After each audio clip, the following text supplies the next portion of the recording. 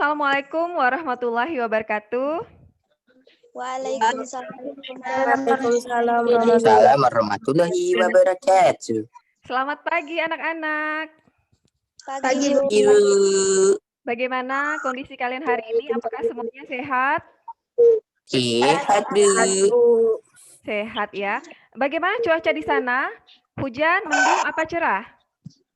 Cerah, Bu. Cerah ya? Bu. Ya. Cerah, Bu.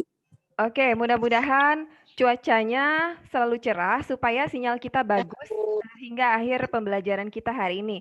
Nah, Ibu minta bagi siswa yang mungkin sinyalnya agak kurang bagus, Ibu harapkan bisa bergeser ke tempat yang sinyalnya bagus ya, supaya pembelajaran kita ini dapat berjalan dengan lancar. Kalian bisa mengikuti pembelajaran dari awal hingga akhir tanpa terkendala oleh sinyal. Oke, baiklah. Terima kasih atas kehadiran kalian hari ini. Semoga cuacanya tetap bagus, tidak ada kendala sinyal, kita bisa mengikuti kegiatan pembelajaran dari awal hingga akhir. Oke, untuk memulai pembelajaran kita hari ini supaya dapat berjalan dengan lancar, maka sebagai umat beragama Islam, marilah kita membaca doa.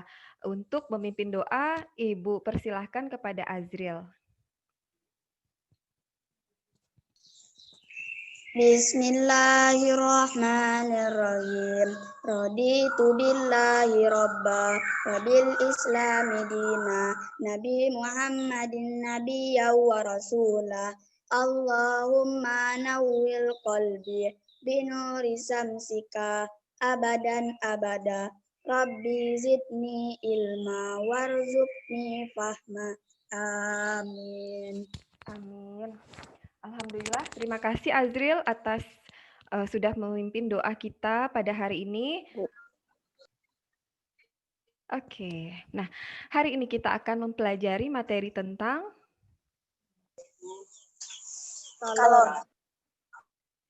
perpindahan kalor. Sebelum kita masuk ke materi perpindahan kalor, Ibu akan mengingatkan kembali materi yang telah lalu yang sudah kita pelajari sebelumnya. Kemarin kita mempelajari materi tentang apa? Siapa yang masih ingat? Kalor, Bu. Iya, benar sekali ya. Bagus. Tadi siapa yang jawab? Liliani? Oke. Iya, Bu. Oke. Jadi kita minggu lalu itu belajar materi tentang kalor. Siapa yang masih ingat apa itu kalor? Adalah energi panas yang berpindah dari benda yang bersuhu lebih tinggi ke benda yang bersuhu lebih rendah. Terima kasih. Siapa yang jawab barusan ya? Elisa Dwi, Bu. Oh, Elisa Dwi. Bagus. Jadi kalor itu adalah energi panas yang berpindah dari benda yang suhunya lebih tinggi ke benda yang suhunya lebih rendah. Ada tidak pengaruh kalor terhadap suatu benda atau suatu zat?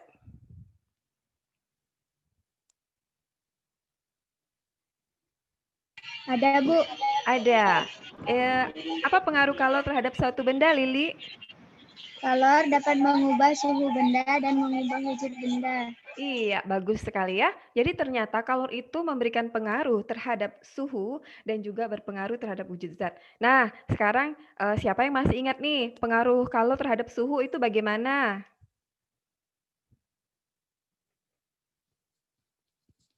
Ayo, siapa yang masih ingat? Kalau suatu benda dikasih kalor, suhunya bagaimana? Suatu benda kalau melepaskan kalor, suhunya bagaimana? Benda yang menerima kalor suhunya akan naik, sedangkan benda yang melepaskan kalor suhunya akan turun. Oke, good. Bagus ya, Liliani. Oke, nah ini. Jadi, pengaruh kalor terhadap suhu benda atau suatu zat itu adalah jika suatu zat menyerap kalor, maka suhunya akan naik. Jika suatu zat melepas kalor, maka suhunya akan turun. Ada yang bisa memberikan contoh?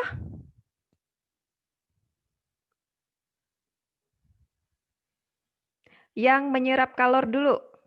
Contohnya apa kalau dalam kehidupan sehari-hari?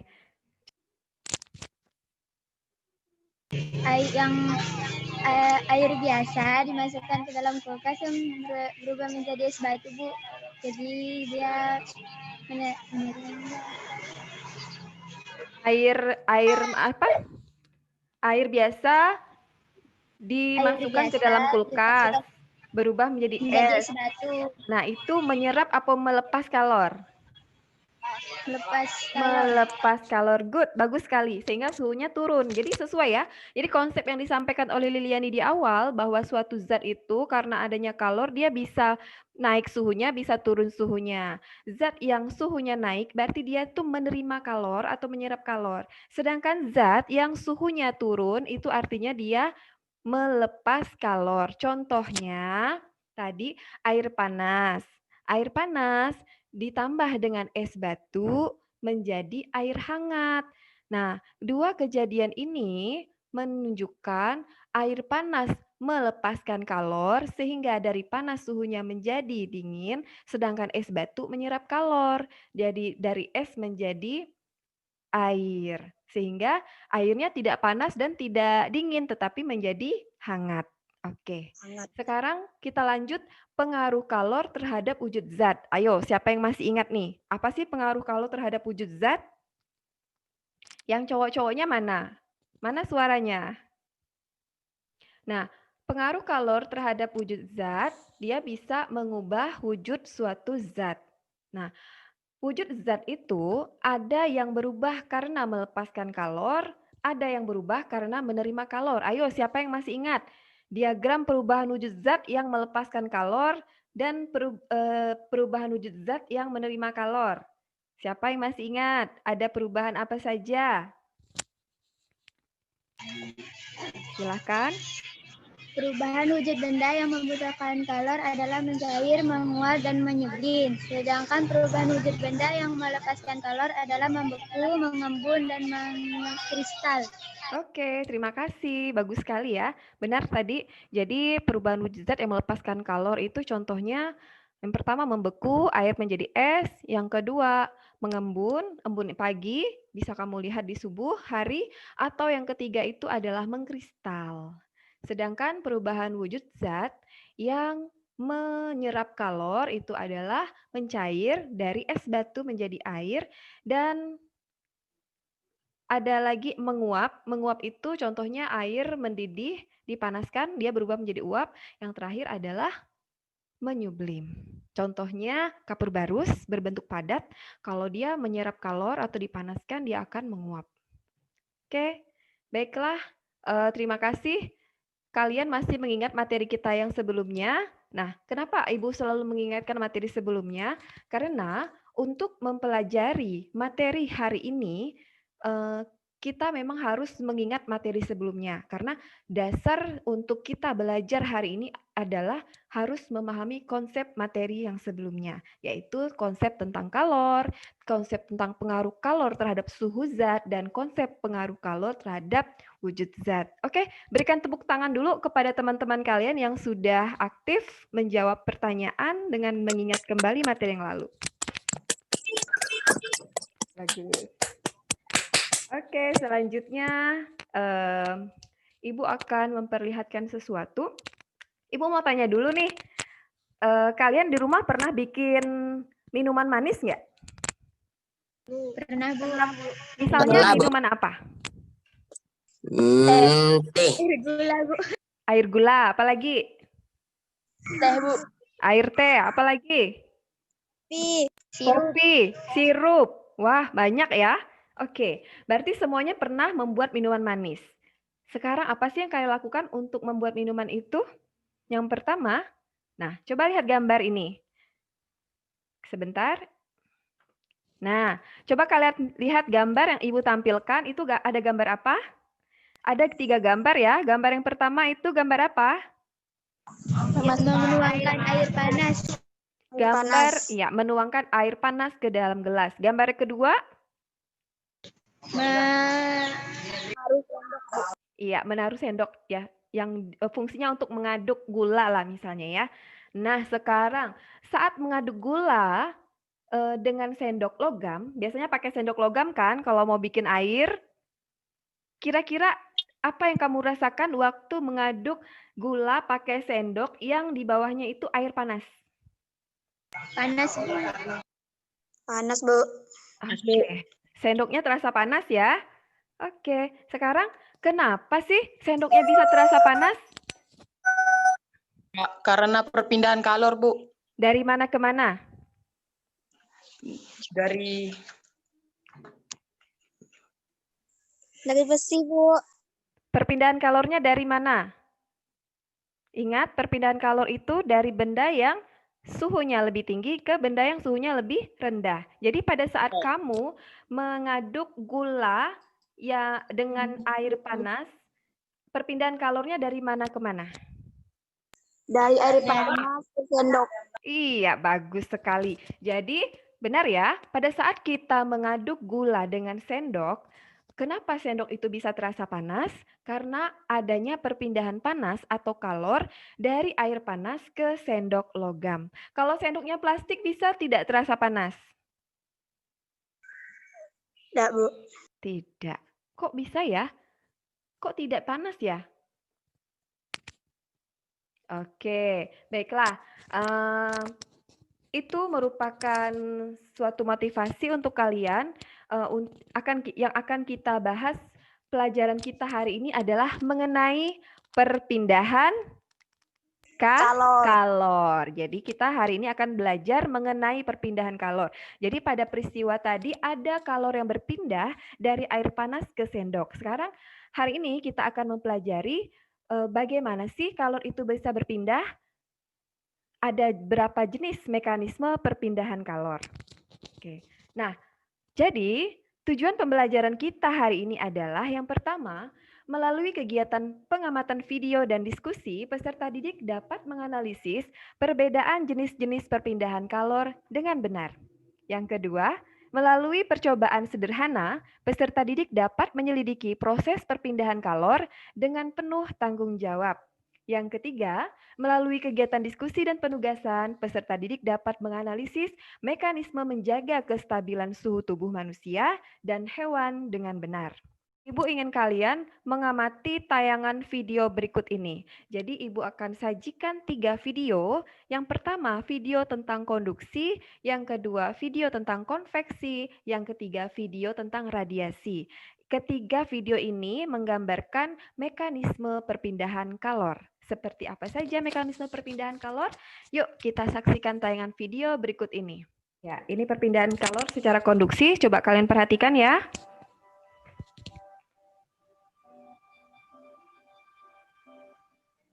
Apa itu perpindahan kalor secara konduksi? Untuk mulai membahasnya, perhatikan percobaan sederhana berikut ini. Saya memegang sendok di salah satu ujung dan ujung lainnya dibakar.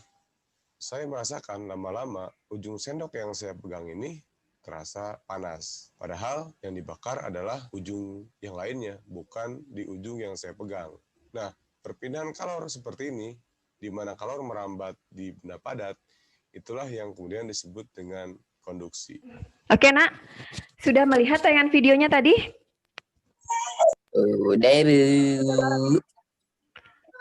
Sudah ya? Hah? Nah, dari 3 video yang sudah kita tampilkan tadi, Ibu minta kalian mengidentifikasi masalah atau mengajukan pertanyaan dari 3 video ini. Silakan yang sudah membuat pertanyaannya. Oh ya, Bu. Ah ya, silakan. Dari video konduksi, apa pertanyaan dari Diski? Jika bukan logam atau kayu, apakah juga akan terasa panas? Azril, Bu. Ya, silakan Azril. Bagaimana proses perpindahan kalor secara konduksi? Iya, baiklah. Oke. Saya, Bu. Iya, silakan. Apakah jenis bahan mempengaruhi daya hantar panas atau kalor? Baik, terima kasih. Pertanyaannya bagus sekali, Nabila. Mengapa badan kita terasa panas saat berada di dekat api unggun, Bu? Oh iya. Kenapa ya badan kok bisa terasa panas ya kalau berada di dekat api unggun? Oke, silakan. Ada lagi pertanyaannya? Azril, Bu. Azril, silakan Azril. Mengapa ada gelembung-gelembung pada saat air mendidih? Satu saja pertanyaan Azril, ada lagi nggak? Boleh disampaikan Azril?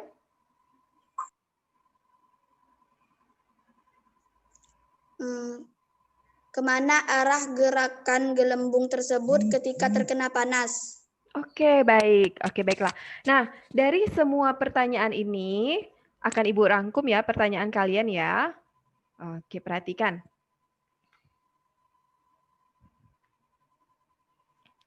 Nah, identifikasi masalah setelah menyaksikan tayangan 3 video tadi adalah yang pertama, mengapa sendok logam terasa panas? Yang kedua, jika bukan logam, tadi pertanyaan Diski ya, jika bukan logam atau misalkan kita ganti dengan kayu, apakah juga akan terasa panas? Kemudian pertanyaannya Diski, apakah jenis bahan mempengaruhi daya hantar panas atau kalor? Lalu bagaimanakah proses perpindahan kalor secara konduksi?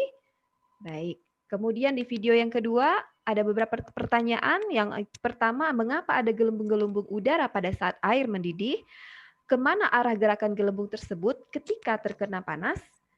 Lalu bagaimana proses perpindahan kalor secara konveksi? Untuk video yang ketiga, pertanyaannya tadi dari Liliani, mengapa badan kita terasa panas jika di dekat api unggun? Dan bagaimana proses perpindahan panas secara radiasi?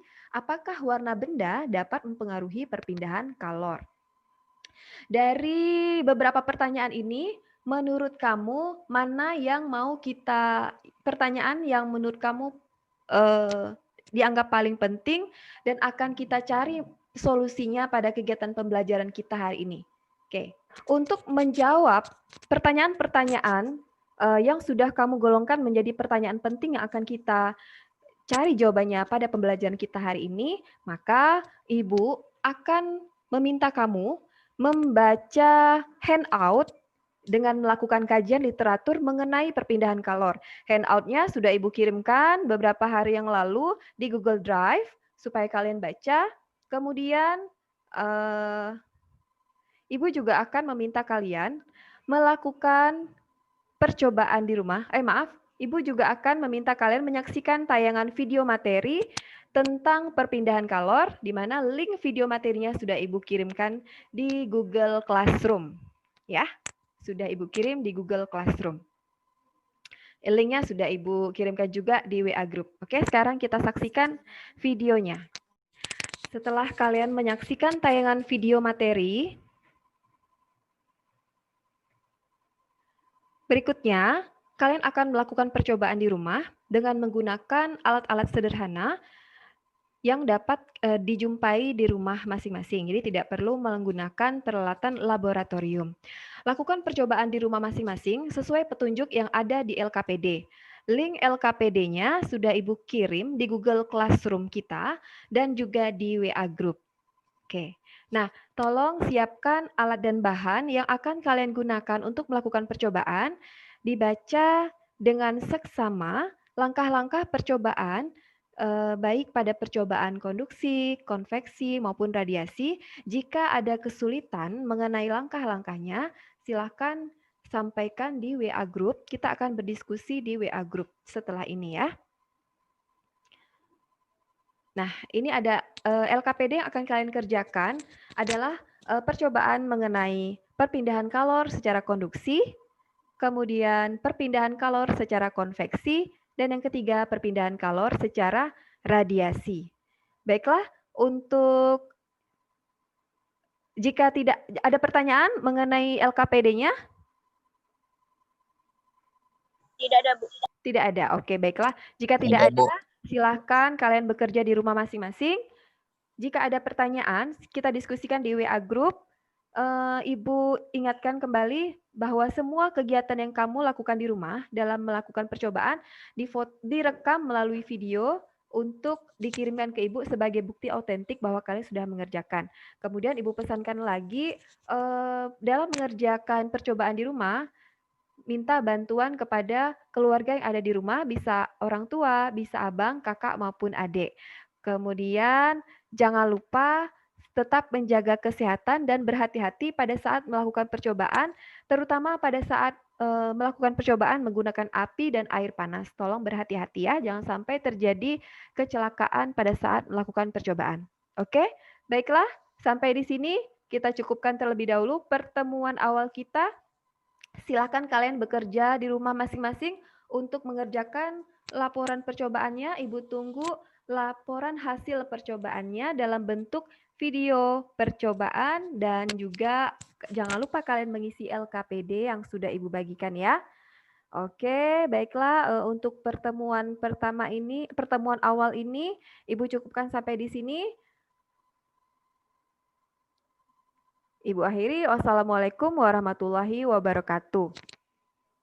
Waalaikumsalam warahmatullahi wabarakatuh. Assalamualaikum warahmatullahi wabarakatuh. Kami dari kelompok 8 akan mempresentasikan hasil percobaan kami tentang perpindahan kalor secara konduksi. Alat dan bahan: lilin, paku, kayu, korek api. Langkah percobaannya adalah: pertama, hidupkan lilin, kemudian bakar ujung kayu dan ujung paku secara bersamaan seperti ini. Dan di sini dapat kita simpulkan bahwa jika jenis bahan berbeda, maka daya hantar kalor suatu benda pada proses perpindahan kalor secara konduksi juga berbeda atau tidak sama. Assalamualaikum warahmatullahi wabarakatuh. Kami dari kelompok 8 akan mempresentasikan hasil percobaan kami tentang perpindahan kalor secara konveksi. Alat dan bahan: es batu berwarna dan air biasa. Langkah percobaan: masukkan air ke dalam gelas, lalu masukkan es batu berwarna tadi dan amatilah perubahannya.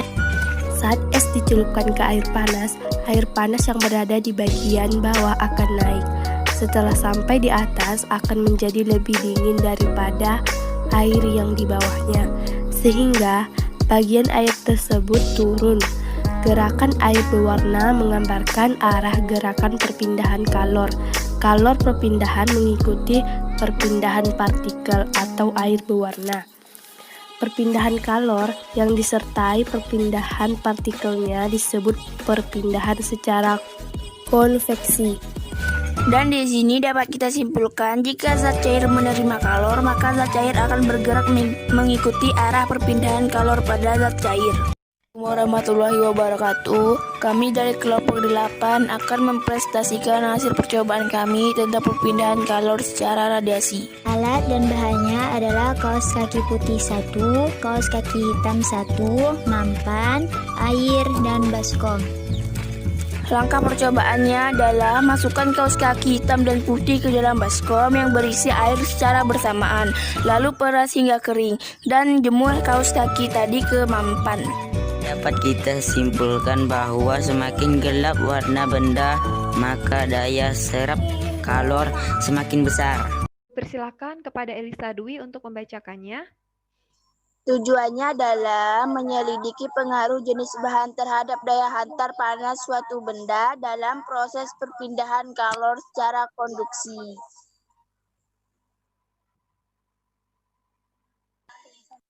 Rumusan masalahnya: bagaimana pengaruh jenis bahan terhadap daya hantar kalor suatu benda dalam proses perpindahan kalor secara konduksi?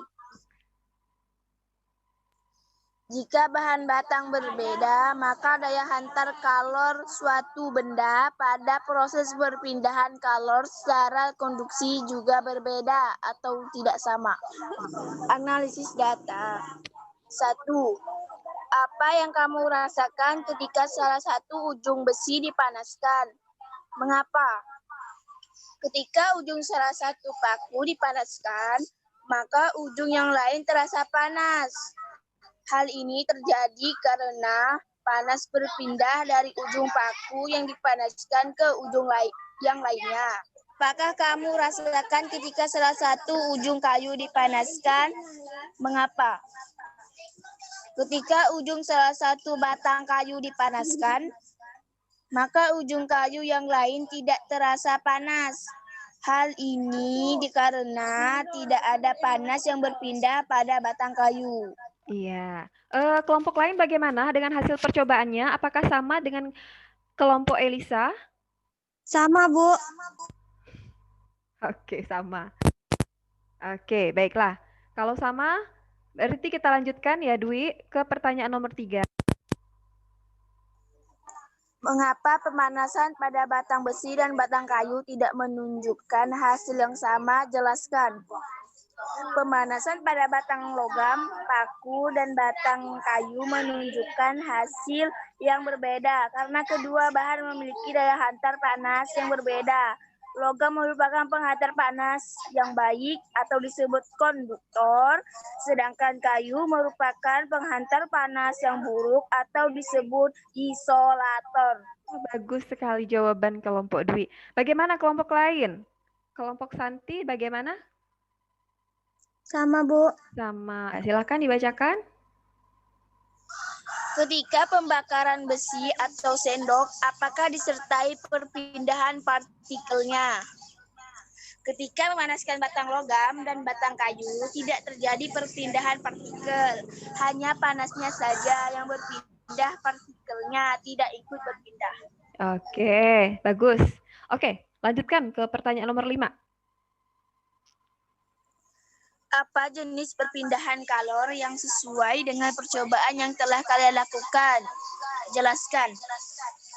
Pada percobaan memanaskan batang logam dan batang kayu, jenis perpindahan kalor yang terjadi adalah perpindahan kalor secara konduksi, yaitu perpisahan kalor dengan medium atau tanpa disertai partikel-partikel medium tersebut. Konduksi terjadi pada zat padat. Kesimpulan. 1. Apakah jenis bahan berpengaruh terhadap daya hantar panas bahan? Jenis zat atau bahan mempengaruhi daya hantar kalor pada perpindahan kalor secara konduksi.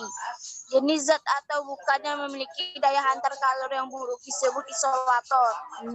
Jenis zat atau bahan yang memiliki daya hantar kalor yang buruk disebut isolator. Kalau jenis zat atau bahan yang memiliki daya hantar yang baik namanya apa? Konduktor. Bagus, betul sekali, konduktor. Rumusan masalah, bagaimanakah arah perpindahan kalor secara konveksi pada zat cair? Iya. Hipotesisnya, jika zat cair menerima kalor, maka zat cair akan bergerak mengikuti arah perpindahan kalor pada zat cair. Nomor 1. Analisis data. 1. Adakah gerakan air selama es batu dicelupkan ke air dan arahnya kemana? Ada, arahnya mengikuti arah perpindahan kalor, yaitu dari bawah ke atas, bagi sampai di atas. Gerakan zat cair akan ada yang ke kanan dan ada yang ke kiri, lalu kembali lagi ke bawah. Oke, silahkan Dwi. Bacakan soal yang nomor 2. 2. Pada pemanasan es, apakah disertai perpindahan partikelnya? Jelaskan. Ya, terjadi perpindahan partikel. Hal ini ditunjukkan dari gerakan partikel air berwarna yang mengikuti gerakan perpindahan kalor dari zat yang bersuhu lebih tinggi ke zat yang bersuhu lebih rendah. Oke, bagus. Silakan. 3. Apa jenis perpindahan kalor yang sesuai dengan percobaan yang telah kalian lakukan? Jelaskan. Jenis perpindahan kalor pada percobaan ini adalah perpindahan kalor secara konveksi. Konveksi adalah perpindahan kalor melalui zat penghantar yang disertai dengan perpindahan komponen atau partikel zat penghantar tersebut. Bagaimanakah arus perpindahan kalor secara konveksi? Pada peristiwa konveksi terdapat aliran atau siklus panas. Panas berpindah dari zat yang suhunya lebih tinggi ke zat yang suhunya lebih rendah. Panas berpindah diikuti dengan perpindahan komponen pada zat penghantar tersebut. Konveksi terjadi pada zat cair dan zat gas. Tujuan, menyelidiki pengaruh warna benda terhadap kenaikan suhu benda pada peristiwa radiasi. Rumusan masalah. Bagaimana pengaruh warna benda terhadap daya serap kalor pada peristiwa radiasi? Hipotesis. Semakin gelap warna benda, maka daya serap kalor semakin besar. Analisis data. Adakah perbedaan waktu pengeringan pada kedua kain? Jelaskan. Ada. Kain berwarna hitam membutuhkan waktu untuk kering lebih cepat daripada kain berwarna putih. Iya. Mengapa hal itu terjadi? Hal ini terjadi karena kain berwarna gelap memiliki daya serap kalor lebih besar daripada kain berwarna putih. Kelompok lain ada yang ingin menanggapi jawaban dari kelompok Elisa Dwi? Mungkin berbeda pendapat? Sama, Bu. Sama. Oke, kita lanjut ya. Kesimpulan. Kesimpulannya adalah satu, warna benda berpengaruh terhadap daya serap kalor pada proses radiasi. Benda yang warnanya gelap atau hitam memiliki daya serap kalor lebih besar daripada benda berwarna Terang. terang atau putih. Jadi hipotesisnya diterima apa ditolak? Diterima, Bu. Oke, baiklah. Alhamdulillah ya. Ketiga percobaan ini sudah dipresentasikan dengan baik oleh beberapa kelompok. Nah, sebelum ke langkah selanjutnya, jadi dari 3 percobaan ini, apa yang dapat kita simpulkan? Silahkan. Jika jenis bahan berbeda, maka daya hantar kalor suatu benda pada proses perpindahan kalor secara konduksi juga berbeda atau tidak sama. Iya, bagus. Lanjut, kesimpulan yang kedua. Dan di sini dapat kita simpulkan, jika zat cair menerima kalor, maka zat cair akan bergerak mengikuti arah perpindahan kalor pada zat cair. Ada tambahan enggak? Perpindahan kalor secara konveksi pada zat cair. Apa hanya itu saja? Apakah hanya kalornya yang berpindah atau partikel-partikelnya juga ikut berpindah? Partikel-partikelnya juga ikut berpindah, Bu. Iya. Itulah yang membedakan antara konduksi dan konveksi. Simpulan untuk radiasi. Silahkan, Liliani. Dan di sini dapat kita simpulkan bahwa semakin gelap warna benda, maka daya serap kalor semakin besar. Iya, ada beberapa teknologi yang dimanfaatkan, mohon maaf, ada beberapa peralatan atau teknologi yang memanfaatkan prinsip dari perpindahan kalor ini. Contohnya untuk konduksi, kalian tahu tidak peralatan di rumah yang menggunakan prinsip kerja perpindahan kalor secara konduksi? Setrika. Setrika, iya betul sekali Siti Nabila. Setrika itu pegangannya bahannya dari apa? Karet. Karet atau plastik atau kayu juga ada. Bawahnya bahannya apa? Besi. Besi atau logam. Nah, kenapa dia terbuat dari logam? Supaya panas yang bersumber dari energi listrik dapat mengalir ke mana? Ke baju yang disetrika. Ke baju yang kita setrika. Nah, itu tujuannya. Maka setrika itu menggunakan bahan dari logam.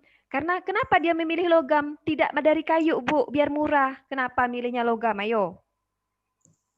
Karena kayu tidak bisa menghantarkan produksi lebih baik, Bu. Iya, penghantar kalor yang baik itu adalah yang bahannya dari Besi. besi atau logam. Makanya setrika itu terbuat dari logam. Lalu, kenapa pegangannya dari plastik atau kayu? Nah, ayo. Enggak besi juga gitu. Kenapa? Agar tangan tidak panas. Bagus, benar sekali. Supaya tangan kita tidak panas. Jadi di situ peralatan setrika itu menggunakan prinsip perpindahan kalor secara konduksi. Jadi dia menggunakan 2 bahan yang memiliki daya hantar yang berbeda. Yang satu merupakan daya hantar yang baik, yang satu lagi daya hantar yang jelek. Ya. Jadi kesimpulan pembelajaran kita hari ini adalah kalor dapat berpindah dari benda yang bersuhu tinggi ke benda yang suhu rendah. Kalor dapat berpindah dengan 3 cara, yaitu konduksi atau hantaran, konveksi atau aliran, dan radiasi atau pancaran. Silakan Siti Nabila. Kesimpulan pembelajaran, konduksi adalah perpindahan panas atau kalor melalui medium zat padat tanpa disertai perpindahan partikel-partikel medium tersebut. Ya, terima kasih. Silakan Azril. Kesimpulan dari pembelajaran konveksi adalah perpindahan panas atau kalor melalui zat penghantar dengan diikuti perpindahan komponen molekul zat penghantar. Oke, terima kasih. Silakan Elisa Dwi. Kesimpulan pembelajaran dan radiasi adalah perpindahan panas atau kalor tanpa zat perantara. Oke, terima kasih. Ibu ucapkan terima kasih kepada peserta didik yang sudah berani mengomunikasikan hasil percobaan yang sudah dilakukan di rumah. Tepuk tangan untuk para peserta didik yang sangat kreatif dalam membuat video percobaan, kreatif dalam menuliskan LKPD menggunakan HP. Nah, Ibu sangat apresiasi sekali kerjasama dan kerja keras kalian selama ini. Yang sangat Ibu apresiasi adalah kalian mampu mengikuti kegiatan Zoom dari awal hingga akhir. Tepuk tangan. Ibu mau melakukan refleksi dulu. Ibu mau tanya pendapat kalian, semuanya boleh berpendapat ya untuk yang ini. Alif Rezi, Diski Armanda, ada kan? Ya, sekarang semuanya menyatakan pendapatnya. Ibu mau tahu bagaimanakah menurut kamu pembelajaran hari ini? Apa yang kamu rasakan? Apa yang kamu rasakan selama mengikuti pembelajaran hari ini? Ya, ungkapkan saja. Enak. Senang, Bu. Senang. Yang lain, Senang, coba semuanya berpendapat. Senang, Bu. Senang. Semuanya sudah berpendapat? Alhamdulillah. Alhamdulillah. Oke. Pertanyaan kedua, apa yang sudah kamu pahami dari pembelajaran hari ini? Tentang perbedaan konduksi, radiasi, dan konveksi dengan persamaannya, Bu. Oke. Apa yang sulit dan belum dipahami dari materi pembelajaran hari ini? Perubahan wujud benda yang membutuhkan kalor dan perubahan wujud benda yang melepaskan kalor. Oke, jadi Azril masih belum paham materi tentang itu ya? Ya, Bu. Kira-kira materi apa yang ingin kamu pelajari lebih dalam? Kalor. Kalor, oke. Manfaat, ada tidak manfaatnya belajar hari ini untuk kehidupan kamu sehari-hari? Dari pembelajaran hari ini kita bisa tahu apa manfaat-manfaat dari kalor, radiasi, konveksi, dan konduksi. Misalnya manfaatnya?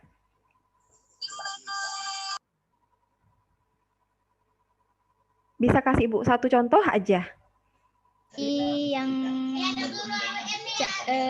sendok dimasukkan ke dalam air panas tadi, pertama kan tidak tahu apa yang terjadi, manfaat.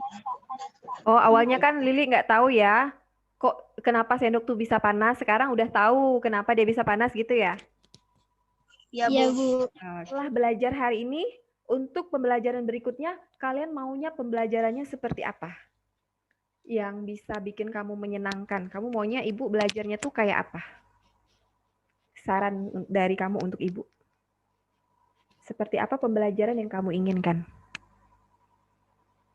Silahkan berpendapat, semuanya boleh. Tidak akan disalahkan. Belajar tatap muka. Belajar tatap muka ya. Lili, gimana Li? Silahkan berpendapat. Ya, tatap muka kayak dulu. Kenapa kalau pembelajaran daring? Alasannya? Tak sedap, Bu. Tidak sedap. Oke. Oke, baiklah. Agak kurang paham. Kurang paham ya. Kalau bertatap muka itu bisa melihat Ibu menjelaskan secara langsung ya, live gitu ya. Ini walaupun virtual, walaupun bisa melihat wajah Ibu, tapi penyampaian materinya di kamu itu masih kurang ya dibandingkan kalau kita belajar tatap muka. Jadi semuanya sepakat pembelajaran untuk berikutnya kita pembelajaran tatap muka? Sepakat. Oke, baiklah. Berdoa saja semoga pandemi ini segera berlalu sehingga sekolah kita bisa dibuka kembali, kita bisa belajar lagi di sekolah secara tatap muka. Amin. Oke. Amin. Pertanyaannya, saat kamu memanaskan air dalam panci aluminium dengan kompor gas, benda apa saja yang menerima kalor pada pemanasan itu? Apa sajakah mekanisme perpindahan kalor yang terjadi? Jelaskan. Ada 3 jenis perpindahan kalor yang terjadi. Pertama, konduksi dari api ke air.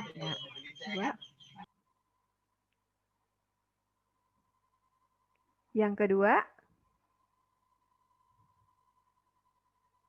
Yang kedua, konveksi dari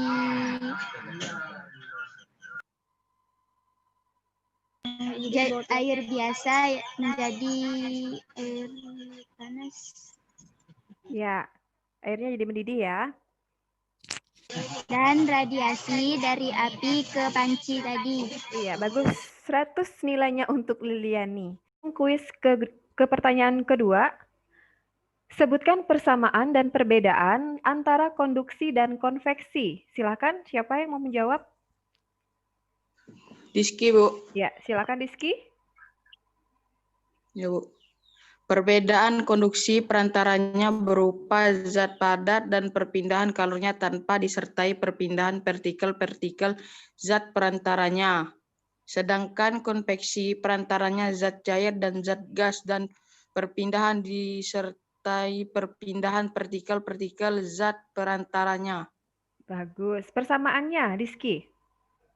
Persamaan konduksi dan konveksi perpindahan kalor memerlukan medium atau zat perantara, Bu. Oh iya, bagus. Bagus sekali. Terima kasih, Rizky. Baik, Ya, Bu. Nilainya 100 untuk Rizky. Kuis pertanyaan yang ketiga. Suatu makhluk hidup perlu untuk mengatur suhu tubuh melalui proses yang dikenal sebagai termoregulasi. Ya. Makhluk hidup yang hidup di iklim dingin seperti beruang kutub memiliki struktur tubuh yang membantu mereka menahan suhu rendah dan menghemat panas tubuh. Struktur yang membantu mereka yaitu termasuk bulu dan lemak tubuh. Di iklim panas, makhluk hidup memiliki metode atau seperti mengeluarkan keringat pada manusia atau terengah-engah pada anjing, yang membantu mereka untuk mengeluarkan panas tubuh berlebih. Oh iya. Jadi cara manusia dan hewan menjaga keseimbangan suhu tubuhnya, salah satunya yaitu kalau manusia dengan mengeluarkan keringat ya. Sedangkan pada hewan, contohnya anjing, dia terengah-engah. Terima kasih, jawabannya sangat memuaskan bagi Ibu. Terima kasih Ibu ucapkan kepada Liliani, Rizky Armanda, dan Elisa Dwi yang telah menjawab soal kuis kita pada hari ini. Oke, rencana selanjutnya setelah pembelajaran kita pada hari ini, Ibu minta kalian mempelajari kembali materi tentang suhu dan kalor sebagai persiapan untuk ulangan ya. Jadi kita sudah selesai membahas materi suhu dan kalor, ini adalah pertemuan terakhir. Jadi untuk pertemuan berikutnya kita akan mengadakan ulangan. Jadi Ibu harapkan kalian pelajari lagi materi tentang suhu, tentang pemuaian, tentang kalor dan perpindahan kalor untuk bahan persiapan menghadapi ulangan. Ibu ucapkan terima kasih atas partisipasi seluruh peserta didik yang hadir pada kegiatan pembelajaran hari ini. Ibu sangat bersyukur karena kalian bisa mengikuti kegiatan ini dari awal hingga akhir. Semoga pembelajaran hari ini dapat bermanfaat untuk kehidupan kalian ke depannya dan semoga ulangan kalian nanti mendapatkan nilai yang terbaik. Oke, tetap semangat. Ibu minta Ya, Bu. menyalakan kamera dan kasih senyuman terakhir sebelum Ibu mengakhiri kegiatan Zoom kita pada hari ini. Senyum. Oke, terima kasih anak-anak hebat hari ini. Terima kasih. Semoga pembelajaran ini bermanfaat untuk kalian ke depannya. Ibu akhiri. Assalamualaikum warahmatullahi wabarakatuh. Salam sehat. Assalamualaikum warahmatullahi wabarakatuh.